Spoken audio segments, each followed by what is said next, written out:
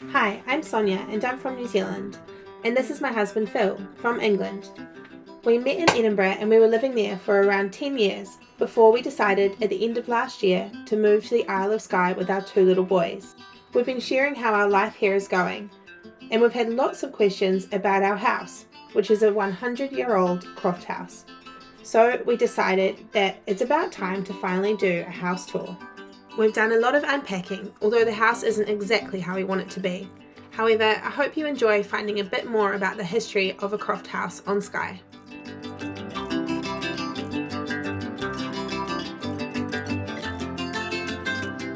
Hi, I'm Sonja from Adventures on Skye, and we decided that today I would finally give you a house tour of our Croft house on the Isle of Skye. So there's a few reasons that I've held off doing this. One of them is definitely because having two kids means the house is absolutely never tidy. So we've had a bit of a tidy up apart from a couple of areas, so I can finally show you around. The other reason is that there's still things that we wanted to get done, and I really would have liked everything to have been like unpacked and pictures on the walls. But even though we've been living here for 5 months, it's not quite happened yet. In the Highlands, there were a lot of land was made into crofts. So a croft is like a really small, well, not really small, but a small bit of land that a tenant would lease, and they would be able to farm that land. So basically a little mini farm. And there was lots and lots of those all over the Highlands. And they usually are like a long piece of land, often quite close to the sea, not always. And you get a long piece of land on it. And that is the kind of land that we live on. On that land, people would build houses called like a croft dwelling, or sometimes I guess shortened now to like a croft house. Originally, the houses were called black houses, and they would have been all stone walls with a thatched roof, and they had rocks around the outside of the edge of the roof to hold the thatches down. They would have been like 2 rooms inside, maybe like a small room and 2 bedrooms, and lit by a peat fire, warmed by a peat fire, really dark, quite small, and sometimes shared with animals, or they would at least have a byre, like a little barn kind of attached to them sometimes as well. Those houses were used until around the mid 19th century, I'm going to say, like the mid 1800s maybe, to late 1800s. They started to build what they call white houses, which are slightly bigger, usually painted white, hence the name. And they would often have like 2 bedrooms downstairs, 2 rooms downstairs, maybe 2 bedrooms upstairs if they built in the upstairs, or it could just be the 2 downstairs ones. And you'll see these kind of houses all over the Highlands and Islands still, often still painted white. So you'll get to know if you're driving around these kind of houses. And that is the kind of house that is like the bones of the house that we live in now. This is actually it here. Obviously, this is not what would have originally been on it. This land that we live on was originally a croft. It's now decrofted, which means we don't have to farm on it. And it's been split up, and we own like a small part of what would have been like a big long croft. We just own like a square of it, which has a house on it. So I have tried to do a bit of digging into the history of our house, but I've not got very far yet. I'm going to go up to the archives in Portree, and there's some archives in Slate as well, I believe, where I can try and see if I can find out a bit more about our house specifically. There is an older building on our land that appears on like the original Ordnance Survey maps, which are from, I believe, the early 1800s, and walls as well on our little bit of land. So I know that those are much older, and then I don't know what they would have been used for, whether that was a house or just a barn, and then they would have built the White House. And our houses obviously had like lots of little extensions made to it. So I'm standing in like a little bit of a covered porch bit at the moment. And next to me, there's kind of a wooden extension of a laundry room. And then there's been an extension off the back where our current bathrooms are. And then we also have a really big wooden extension along off one side of the croft as well. So inside, the downstairs is not really recognizable as a croft house because it's been like opened up a bit more where the kitchen and that is. But I'll show you what it's like, and you can see the living room extension. And upstairs you'll see like the smaller bedrooms that would have just been like the original kind of bedrooms. And yeah, anyway, let's get started. Hopefully you can hear all of that. It's now definitely raining. So I'm just inside the front door of our house now.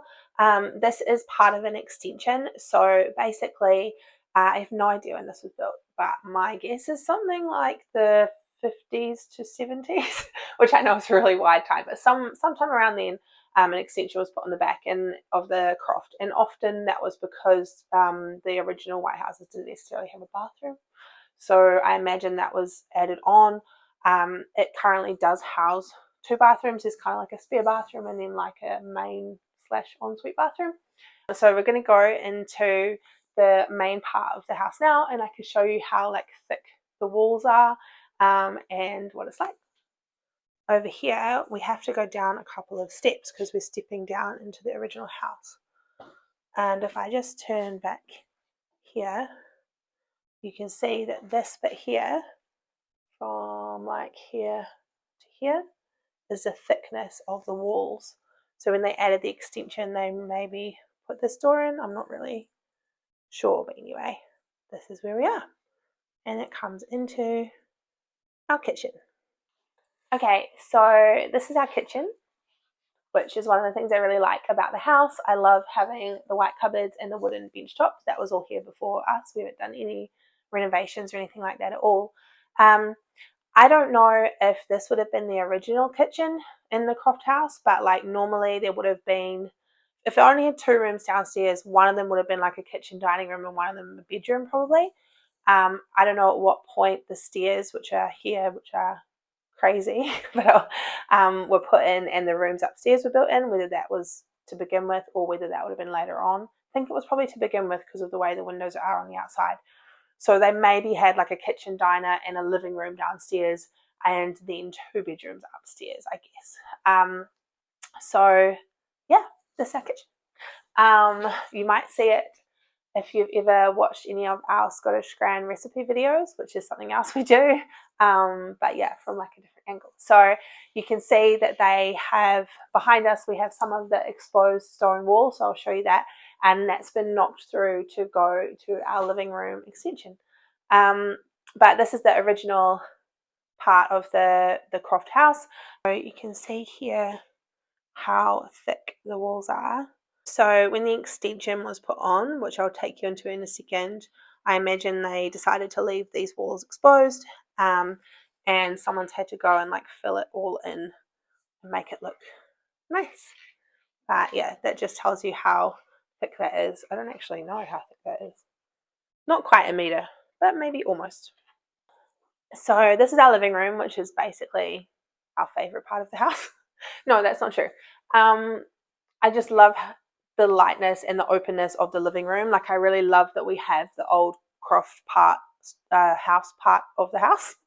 But like it's really nice to have the combination of the two, because obviously if it was just the Croft house part, it would be quite small.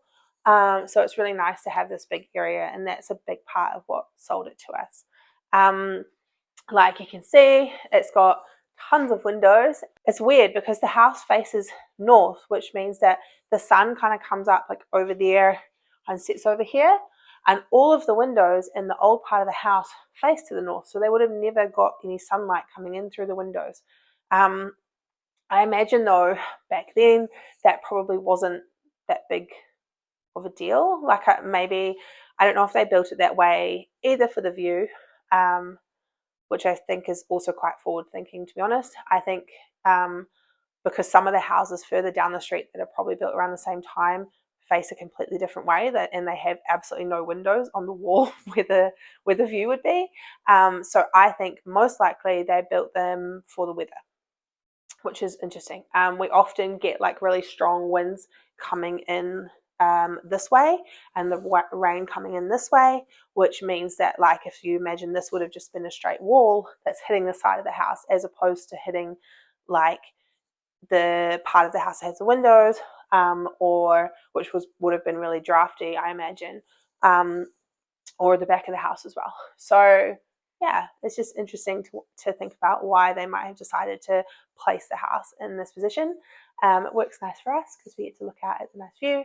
And now we have this more like open plan living room, and it's got windows on this side. We do get pretty much all day sun in here, which we've only been here through the winter so far, and we've still had that sun inside when it's sunny, which is amazing, obviously. So that's what makes it really lovely to have this room as well.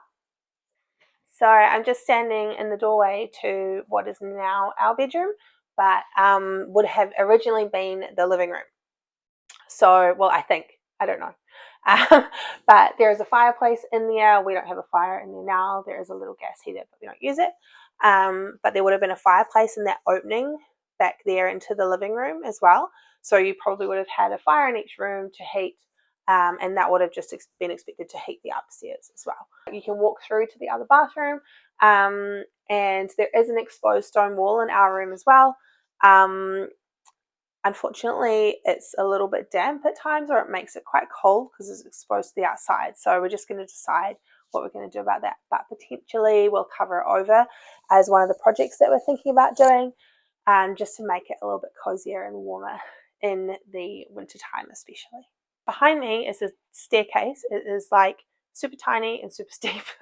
So I'm going to, I'll take you upstairs in a minute, show you what it's like, but it goes up to the rooms upstairs. We do have 3 rooms up there. There's 2 bedrooms and like a small room, which originally when we bought the house had a small, like a single bed built in and some shelving built in, but we didn't really need it for that. So we decided to take that out and we've turned it into our office.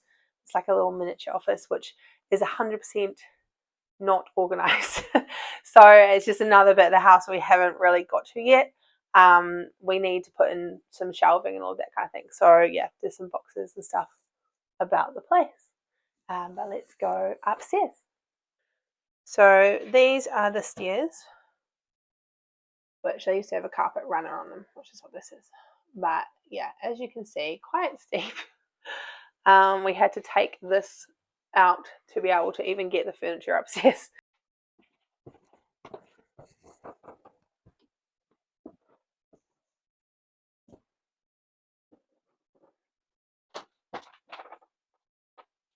So I'm at the top of the stairs, like literally. But basically we have 2 rooms on either side, like a little teeny tiny landing, and then our office through there, which I will show you the insane stair situation outside that in a minute.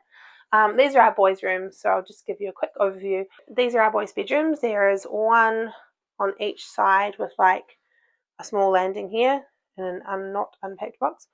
And then our other boys' bedroom there. I won't go in just because, it's their little rooms.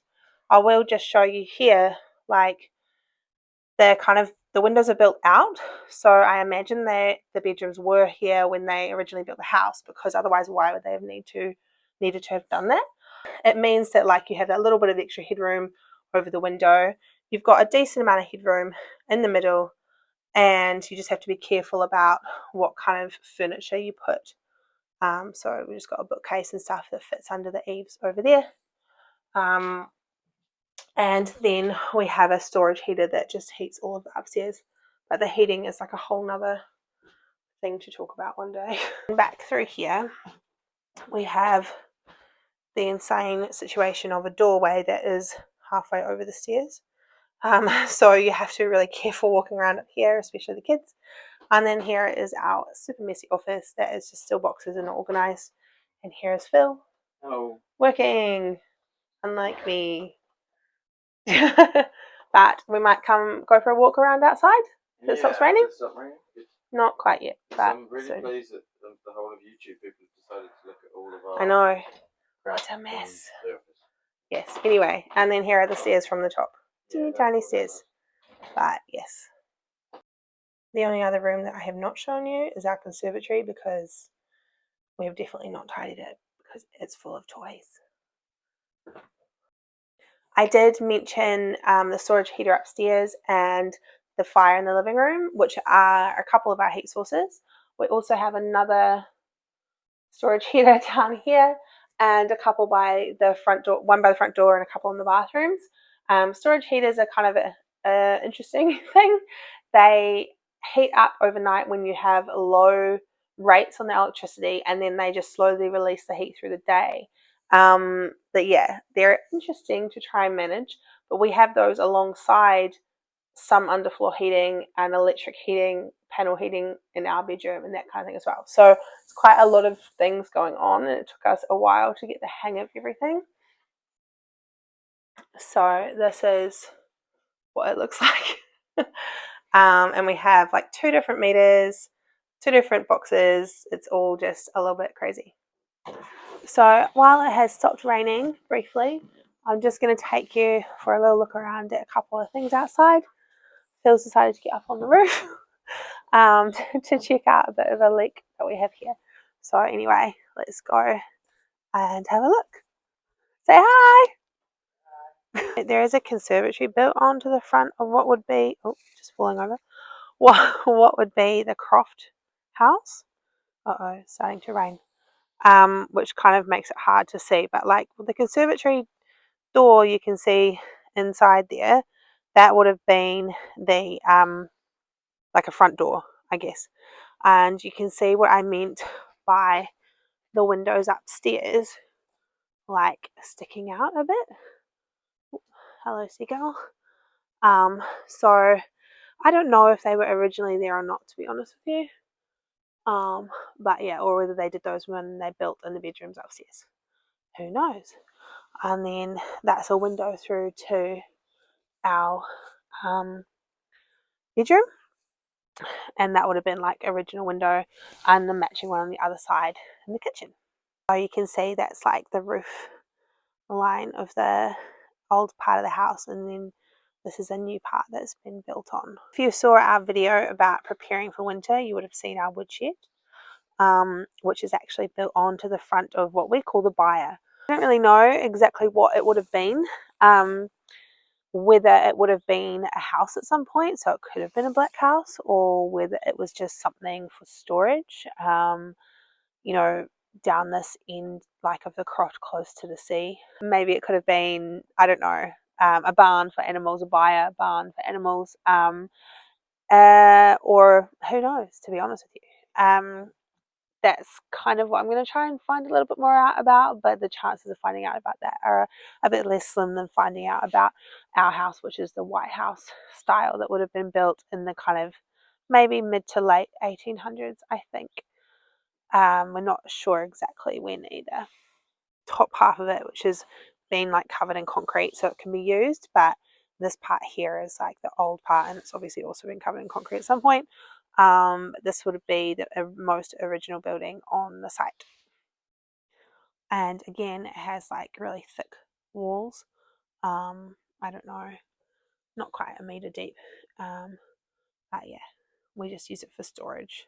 So the only other like kind of interesting bit on our property is like this wall behind me, which is connected to what we call the byre, and that is also shows up on like really old ordnance survey maps. For the most original ordnance survey maps go back to, please don't quote me, but like 1800, no, yeah, early 1800s.